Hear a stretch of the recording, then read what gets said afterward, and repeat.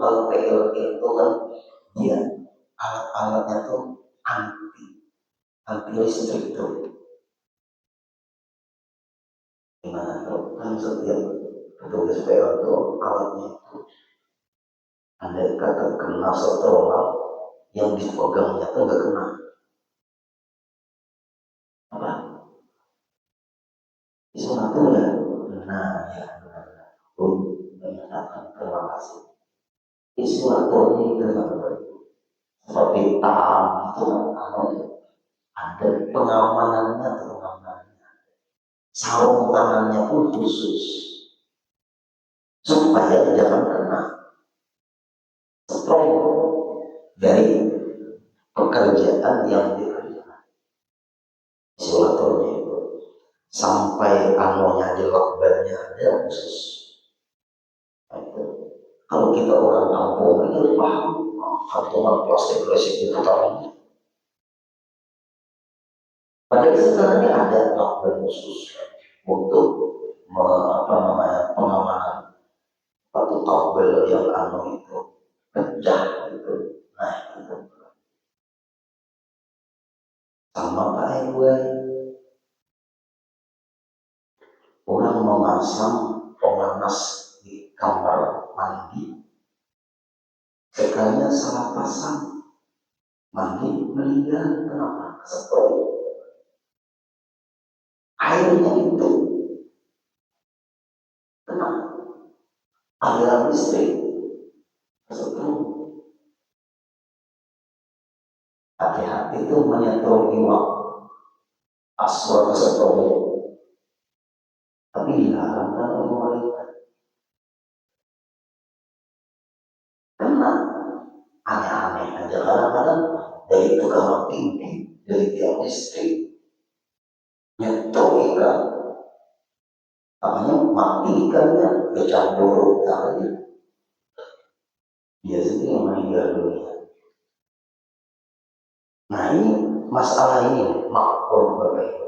Iya kalau hidup berusaha meninggalkan yang mampu, keberkahan itu akan datang. Berkah umur, berkah waktu, berkah pekerjaan. Karena orang-orang yang diberi Allah keberkahan itu orang-orang yang mau meninggalkannya. Makhluk kali ditinggalkannya, apalagi yang haram. Nah ini masalah besi. Termasuk tembaga atau barang sebagainya daripada jenis yang kena tubuh yang dibuat dengan paku seperti drum, yaitu atau jenis apa itu wadah air stainless. Terkenanya itu mudah panas, terjemur air tadi, air berada di wadah yang terbuat yang dari ukur seperti drum atau stainless mengandung panas. Dipakai itu air ketika panas, tapi bukan hal. Kenapa maka agama mengawalkan? Karena menyakiti kita. Ingat Bapak agama dari mana? Islamnya agama teroris dari mana? Sudut pandang dari mana terarah Islamnya agama teroris dari mana? Siapa yang sebenarnya teroris itu siapa? Siapa yang sebenarnya radikal itu siapa? Bukan Islam. Orang yang benar pemahaman Islamnya tidak ada radikal. Perlu dijelaskan radikal itu apa? Definisi radikal itu apa? Jangan selalu identik ke Islam. Belum tidak terima. Semua orang yang mengarah Islam ke agama radikal, mari kita duduk secara keluarga, kita bahas. Masukkan ke undang-undang negara Republik Indonesia. Jangan apabila radikal itu selalu terarah kepada Islam. Islam garis keras yang bagaimana yang dimaksud dalam sudut pandang agama Islam. Supaya jangan selalu terarah kepada Islam. Dari mana radikal? Nyakiti badan aja yang Islam boleh, apalagi orang. Ibu, ini penting dimunculkan pemahaman ini. Kita yang membela agama kita, bukan orang lain kita. Kalau kita diam, maka kesalahan akan dibenarkan, yang benar akan disalahkan. Ada umum seperti itu. Belajarlah kita itu berjihad dengan diri kita sendiri. Bukan harus berjihad seperti perang. Enggak. Ngomonglah kita dengan cara baik-baik. Dari mana datangnya radikal itu? Sudut pandang kacamata agama mana yang disebut radikal itu? Oh, Islam tidak mengajarkan itu. Teroris dari mana? Islam garis keras. Islam garis keras yang bagaimana? Pian-pian yang hadir karena kadang-kadang Islam radikal pun diterima. Radikal itu jangan diarahkan kepada Islam. Islam radikal pun diterima. Ditambah lagi pesantren kilat, pesantren kilat. Tapi ibu, ada nggak orang sebuah pesantren kilat? Dia pun diterima. Kata-kata itu tidak pantas diarahkan kepada pesantren. Kami sekolah di pesantren 20 tahun. Coba Bapak Ibu kuliah kedokteran, kedokteran kilat ada nggak? Ini penting. Ada sudah kuliah kedokteran secara kilat, insya Allah pasiennya meninggal dunia. Mana ada pesantren kilat? Itu kadang-kadang dia belum termasuk kepo dengan istilah. Mana ada pesantren kilat, mana ada Islam radikal. Nah itulah yang terjadi. Jangan diam Pak Bu ya. Ajarkan kepada anak-anak kita. Ajarkan di dalam rumah tangga kita. Islam selalu diamalkan yang tidak baik. Islam selalu dikambing-hitamkan pun dari itu. Seakan-akan Pak RT agama yang baik ngomong terus. Nanti apabila macam-macam berita pesantren terus. Nah inilah yang terjadi. Dua saja. Kita jangan diam. Yang ketiga, ini pelemahan Islam. Orang-orang yang sekolah pesantren kadang-kadang zaman sekarang ayahnya, ibunya sudah muyak melihat kelakuan anak masuk akal ke pesantren kalau baik saat itu muyak. Aslinya guru-guru pesantren. Orang anaknya itu dibereskan dulu baru masuk ke pesantren. Itu yang benar kesian guru-guru pesantren. Selalu dialamatkan yang berbeda pesantren yang tidak enak kita dengar itu sekolah pesantren. Jangan kemudian kenapa masa depannya ada jelas. Orang pesantren masa depannya ada jelas. Yang memperjuangkan negara Republik Indonesia ini di merdeka siapa? Mereka tamatan dari mana? Mereka juga dari mana? Itulah Pak RW. Sebuah pesantren terbantan memimpin tahlil di kampung, mandi orang meninggal. Coba kalau total kacang dan buah ayam dari sebuah mandi orang meninggal, insya Allah banyak kuliah dan dulu lebih panas. Oh, jangan diarahkan negatif pesantren. Jangan diarahkan negatif Islam. Jangan bela Islam. Sering kita diam kan? Diam gitu. Jangan. Ini ya menyakiti badan nanti nggak boleh dari Islam. Menyakiti badan kita dengan air yang terjemur di wadah yang mudah panas seperti besi, seperti tembaga, seperti drum yang dibentuk dengan dipaku atau jenis stainless. Apabila panas airnya terjemur sudah makruh dilarang dari Islam. Walaupun tidak haram. Nah kemudian yang lain daripada bejana emas dan perak. Nah ini masalahnya sampai di sini. Asal selain bejana wadah air yang terbuat dari emas dan perak.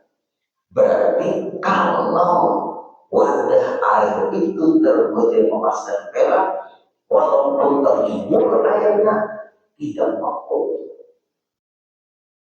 Air yang di wadah itu terbuat dari emas dan perak, walaupun terjemur airnya tidak mampu. Artinya boleh dipakai. Kenapa? Tidak berbahaya bagi kulit. Itu hebatnya emas dan perak. Kalau dari besi itu bisa indikasi mengandung karat. Drum sama tembaga sama. Kalau emas tidak berkarat, apalagi emasnya 24 karat.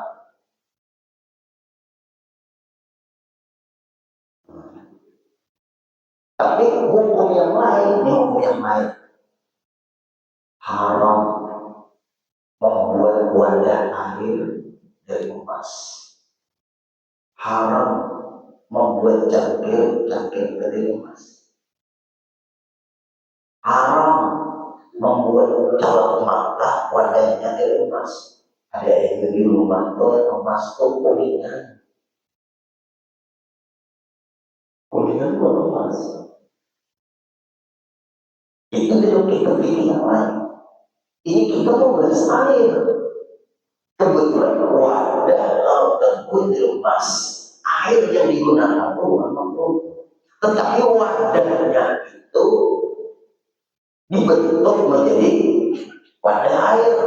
Haram yang meminta buatkan wadah tadi. Kemudian yang membuat wadah gimana? Perubahannya wadah terbuat dari emas, dibuat air di wadah tadi, lalu air itu terjemur. Hukumnya menggunakan air tidak. Wadahnya haram. Siapa pemiliknya? Berarti pemilik wadahnya, wadah air tadi, nah terbuat dari emas, haram. Dia dosa. Kenapa maka berdosa besar? Awalnya dia itu ada rasa hebat, rasa bangga, rasa penuhinya berdua. Penyakit hati bermunculan. Apalagi tanggung terbuat dari emas, dia di atas, insya Allah tengah malam mari berapa?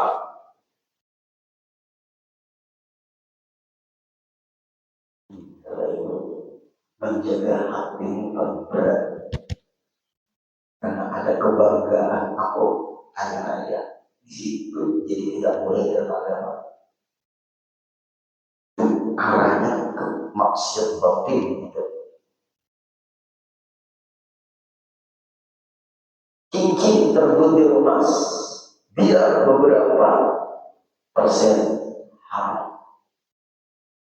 Laki-laki ya. Kalau perak nggak apa-apa. Ini perak nggak apa-apa ya.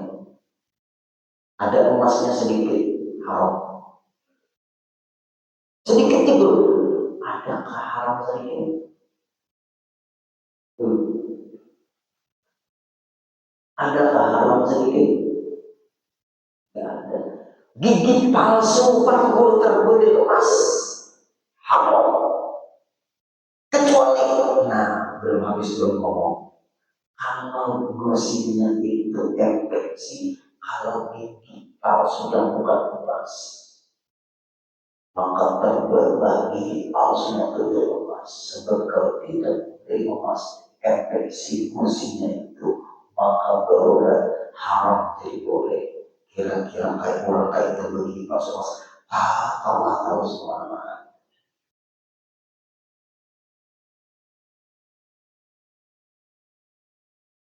karena tidak bisa, harus bebas. Nah itu maka boleh, karena infeksi entahlah pertumbuhan yang patah, pelatihan itu memasuki pertumbuhan. Beri pemasukan itu orang yang operasi tulang masalah, kalau ada pelatihan di dalam tubuhnya itu emas atau enggak?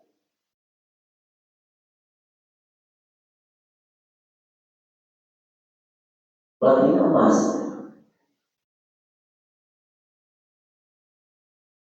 Ada apa sini dokter?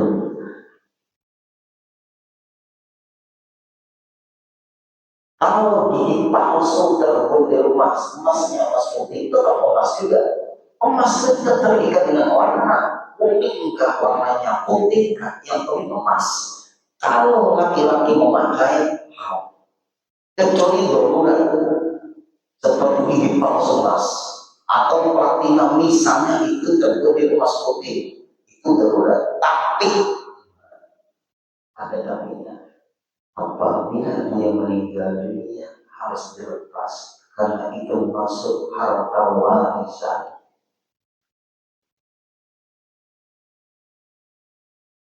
Harta warisan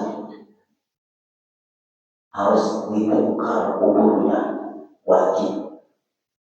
Kalau sudah dimakamkan lupa melepasnya. Pernah kejadian baik-baik, pernah jarul membongkar kuburnya. Guru, kalau kami sepakat guru sebagai anak-anak, sepakat sebagai anak-anak almarhum guru, ayah itu atas bawah palsu di lepas itu maka membongkar. Tapi guru kami sepakat guru untuk tidak membongkar, dibongkar. Kesepakatan yang dilarang tidak bisa, karena hukum yang dimenangkan bukan kesepakatan yang dimenangkan. Hukum yang dimenangkan bukan kesepakatan yang dimenangkan. Akhirnya bukan itu. Apalagi terjadi perbedaan, kesepakatan aja dengan anak-anak almarhum, kita sepakat makam ayah jangan dibongkar lagi, walaupun ayah di gigi palusnya termas, apa yang dibongkar, anak itu masuk warisan. Kami guru kada mewaris lagi guru lain, wazir. Bukan. Ingat, harta yang diwaris itu benda yang berharga. Kalau platina, dia itu bukan emas putih, tapi bukan. Ada bapak ibu, ini pentingnya hukum guru, istri ulun meninggal dunia, ya. Innalillahi wa inna ilaihi raji'un. Ulun lupa istri ulun itu pakai spiral itu, salah spiral itu kayak Pak Guru kali ingat melepas bulan aman berapa? Kenapa Guru? Mandi wajib nyosor dan tidak ada yang mewaris spiral. Terhadap warisan itu jangan dibuka-buka. Apa aja haji untuk bukan aja. Spiral ya. Jadi jangan dibuka makam karena Anda mengandung apa benda yang berharga yang diwariskan. Sama gigi palsu yang bukan emas. Tidak terlepas lagi kalau sudah menyatu dengan gusi. Wah, dia sudah tidak wajib dilepas. Karena gigi palsu yang bukan emas, insya Allah ahli waris tidak ada yang mewarisnya. Karena mewariskan gigi palsu. Nah, kalau emas putih wajib bukan. Kenapa? masuk di harta warisan. Itu hukumnya dari situ.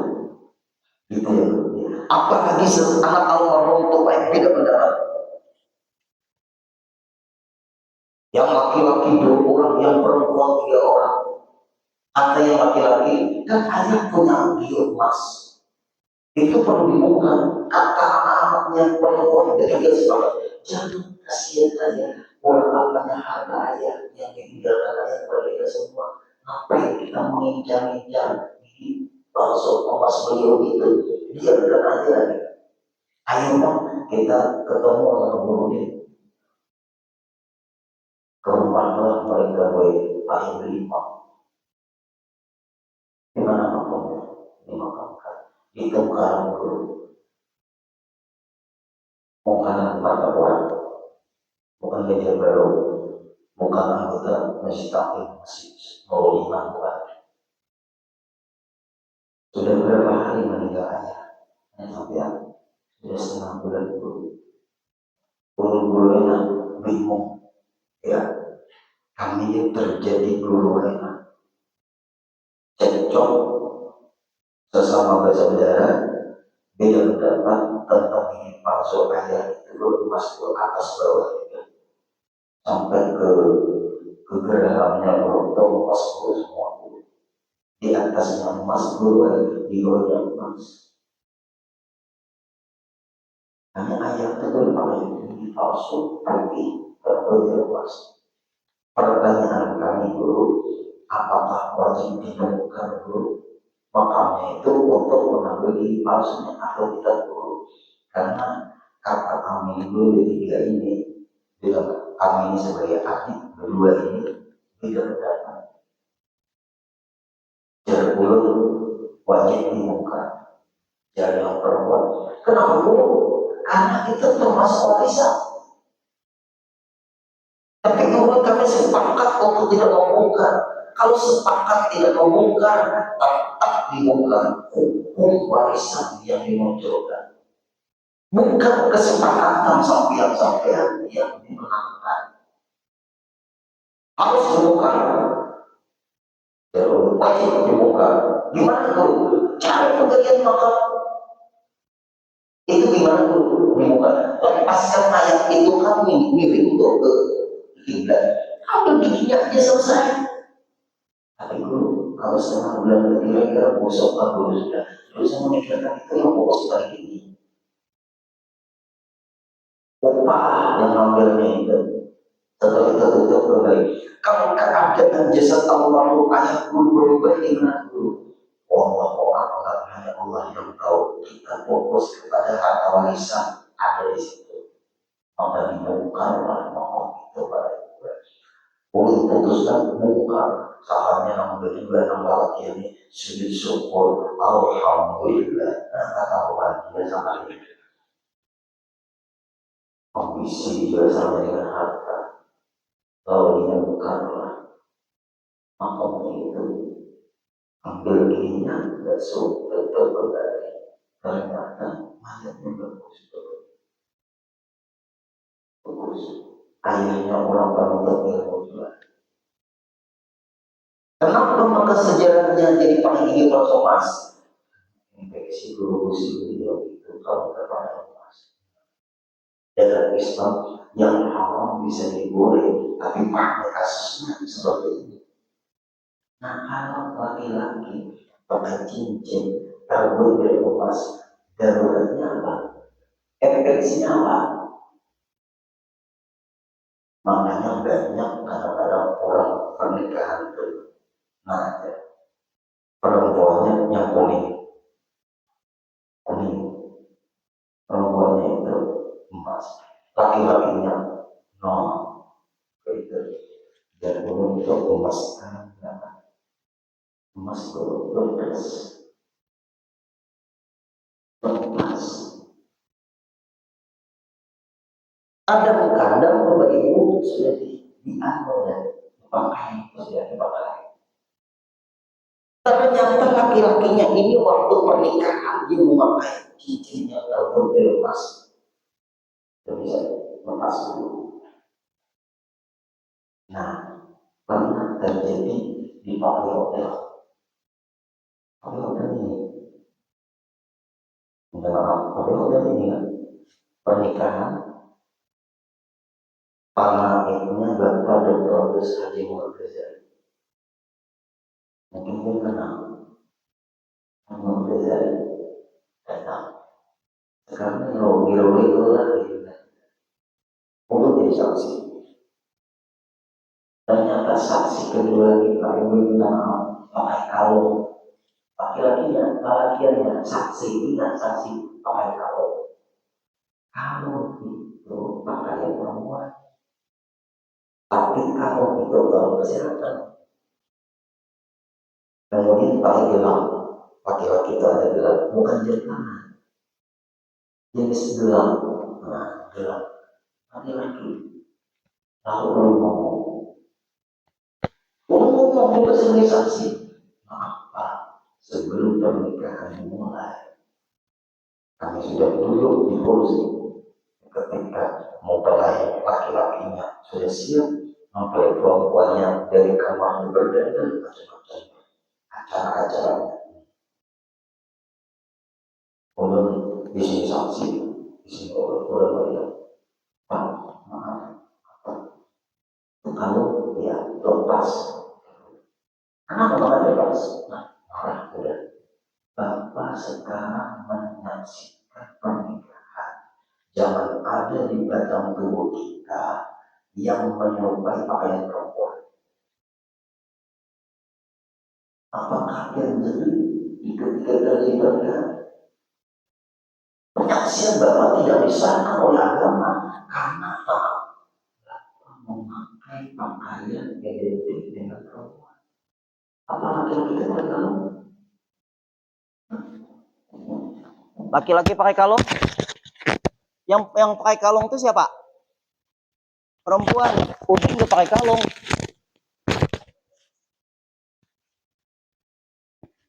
Nggak bisa Pak, lepas. Ulun suruh lepas, marah dia. Marah dia. Bapak boleh marah dengan saya, tapi jangan memarahi Allah. Lepas dulu. Setelah Bapak menyaksikan dan mensahkan, silakan pakai kembali. Itu pribadi Bapak. Sampai sini itu mau dulu. Lalu baik. Enggak, aku mau lepas. Kamu saksi, masa menegur aku? Kamu saksi, saya saksi. Masa kamu menegur aku? Yang berhak menegur aku ini Pak Hakim. Lalu Pak Ghazali datang. Menurut saksi ini. Apa kita kemudian mulai lagi? Aku ini ada menikahkan orang lagi hari ini beberapa tempat. Omongan pun seperti itu. Yang kedua ini, aku lihat aja, maka kamu kurang tadi dimarahi itu. Tapi tadi ini ada presiden, presiden dia ngomong. Maka dia, ditangkiskan. Terima kasih Ibu lah atas pemasukannya. Ibu siapakah itu tuh? Nah, ini Ibu paham. Terima kasih. Dia menjaga hukum. Nah, Pak Haji Ghazali. Terima kasih guru dia. Dia menjaga hukum. Kalau Bapak tegur. Nah, kalau kan tadi ada yang pasti Bapak belakang. Tadi belum kecil-kecil. Selesai. Ini penting nih. Supaya kita yang harus tahu. Kita mulai kan silakan. Membuat acara. Ya. Apa berbeda? Pak. Ya. Kalau itu, ya, lepas. Itu menyerupai perempuan, Pak. Dalam pernikahan tidak boleh menyerupai perempuan karena bekas bisa. Oh iya. Dan laki itu. Mau ulun untuk maju.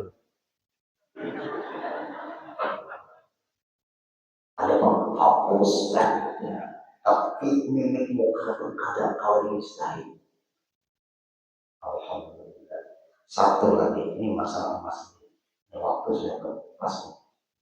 Panjang rambutnya. Nanti saksi panjang rambut. Ini nyata di dunia saya ulangi. Kayak apa ini? Ini panjang rambut. Siapa yang berdalil ini panjang rambut ini mengikuti Rasulullah? Bukan kita asyama'il. Begitu Rasulullah. Kenapa maka Rasulullah ada sebab rambut beliau panjang? Jangan berdalil panjang rambut mengikuti Rasulullah. Bukan sejarahnya. Jadi Rasulullah sempat rambut beliau panjang. Gimana? Kalau belum kali baik, belum ngomong sama para ibu. Waktu itu di kantor belakang alis lah. Tahu kan? Guru siapa namanya itu? Lupa namanya itu. Bukan guru Zahide, di situ nggak ada Zahide. Guru sama anak nggak ada juga. Pokoknya bukan guru Zahide, bukan. Mungkin sekarang ini siapa itu lupa. Tapi belum saya ketemu juga. Bukan guru Zahide, bukan guru sama anak, bukan. Guru baik. Karena saksi yang kedua rambutnya panjang. Gimana? Rambut panjang pun mau perempuan. Masa kita soal perempuan mau kurung dulu apa dulu? Saksi yang rambutnya panjang tidak didampingkan saksi yang sebenarnya. Itu saksi yang rambut panjang itu hanya formalitas saja. Artinya kita satu lagi saksi,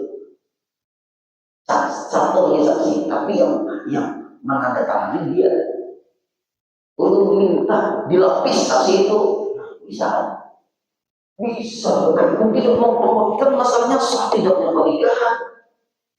Oh benar.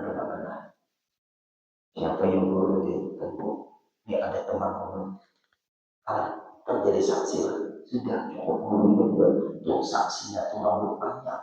Coba lihat tuh. Ada saksinya oleh perempuan tinggi dulu ikan kanan dan penyedia nanda tamu tetap sendiri. Kalau diganti hamil mungkin KTP itu sudah terdaftar lah. Karena apabila soh ikan cepat berdahulu soh mendahului sendiri. Kita berdahulu. Nah, ini kan akan hukum supaya sah itu. Kalau baik kalau digeser kalau tapi tafarnya jadi munafis. Akhirnya baik tinggi guru kita ya anak pokoknya saksinya yang kita tuh dia mendampingi saksi yang rambut panjang itu yang sebenarnya saksi yang mensahkan adalah saksi yang lainnya. Itu gimana? Enggak usah yang berpikir apa sah dia sama saya. Itu hanya ada tambahan aja. Aku mulailah si saksi ini cuma kita dari dulu. Ulun terima menikah si anak binti siang dengan maharnya serta proses dari so dia betul soalnya so. Nah, yang rambut panjang tadi tambah. Nah, itu ada kunci lagi. Alham. Hati-hati cincin dari emas. Hati-hati hal. Nah, kita bahas tadi minggu depan, insya Allah. Hukum seperti itu. Mudah-mudahan dengan kita memelihara hukum, Allah memelihara kita dan kita nanti bertemu dengan Allah dengan ridwannya. Amin ya rabbal alamin. Al-Fatihah.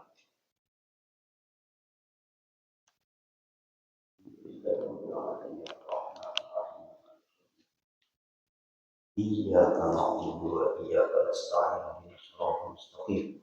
Shiratal ladzina an'amta 'alaihim ghairil maghdubi 'alaihim waladdallin. Amin. Bismillahirrahmanirrahim. Wa'fu anna ya karim, wa'fu anna ya rahim, wa'fu anna ya arhamar rahimin. Ya maulana ya mujib, ya hadiran la yarib. Wasalna ilaika bil habib, taqdi hajatina ya Allah, taqdi hajatina ya Rahman, taqdi hajatina ya Rahim wal muslimin gharib. Allahumma rizqna sihhatan fi taqwa wa tula umrin fi husni amal. Allah ala sayyidina Muhammad wa sallam. Walhamdulillahi rabbil alamin. Taqabbalallah